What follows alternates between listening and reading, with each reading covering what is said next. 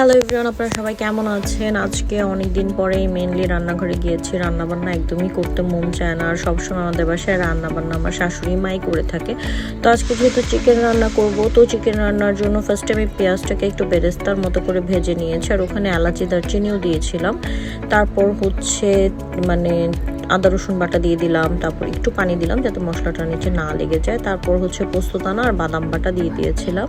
তারপর হচ্ছে লিন্ডা দিয়ে দিকে এসে আমাকে হেল্প করতেছিল, সে আমাকে এখানে একটু পাপরিকা পাউডার দিয়ে দিল। তারপর হচ্ছে এখানে একটু কাশ্মীরি মরিচের গুঁড়া সেটা দিয়ে দিল। কাশ্মীরি মরিচের গুঁড়াটা রান্নার মধ্যে দিলে কালারটা আমার কাছে অনেক ভালো লাগে। তারপর হচ্ছে একটু জিরার গুঁড়া দিয়ে দিলাম, একটু ধনিয়া গুঁড়া দিয়ে দিলাম। তো এর মাঝখানে মনে পড়লো আমরা হলুদের গুঁড়া দিতে ভুলে গেছি, তো তারপরে হলুদের গুঁড়াও দিয়ে দিলাম। তো হলুদের গুঁড়া দেওয়ার পরে মশলাটা যখন লাল লাল হয়ে আসছে তখন একটু লবণ দিয়ে মশলাটাকে খুব সুন্দর করে আমরা কষিয়ে নিয়েছি।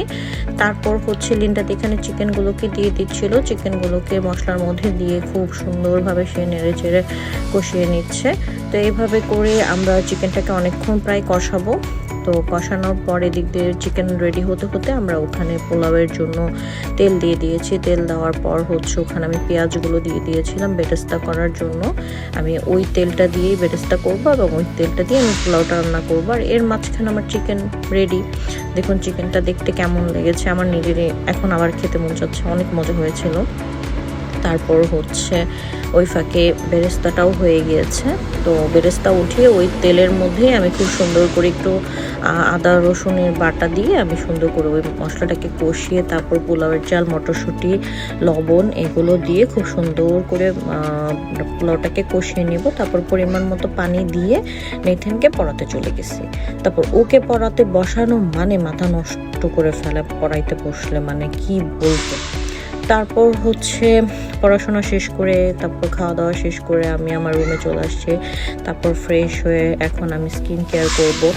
স্কিন কেয়ার করার জন্য আমি রেগুলার যেগুলো করি সেগুলোই করব। ফার্স্টে আমি সিরাম আমার ফুল ফেসে খুব সুন্দর করে অ্যাপ্লাই করে আর খুব সুন্দর করে ফেসটাকে ম্যাসাজ করে নিচ্ছি। আর সিরাম অ্যাপ্লাই করার পরে ফেসটাকে খুব সুন্দর করে আলতোভাবে ম্যাসাজ করে নিতে হয়। আমাদের স্কিনেও কিন্তু একটা ম্যাসাজের প্রয়োজন হয় প্রতিদিন।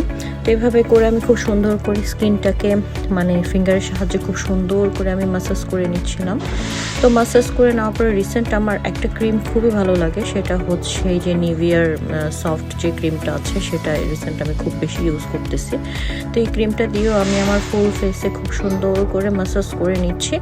আর এরপরে হচ্ছে আমি একটু ভ্যাসলিন দিয়ে নিচ্ছি। তো শীতের দিনে তো ভ্যাসলিন না দিলে আর আমার নোজ এরিয়াতে একটু ব্ল্যাকেটস হয়, যার জন্য আমি একটু নোজ এরিয়াতে খুব সুন্দর করে ভ্যাসলিন দিই। চোখের পাপড়িগুলোতেও একটু দিই, আমার কাছে কেন জানি মনে হয় ভ্যাসলিন দিলে চোখের পাপড়িগুলো একটু বড় হয়।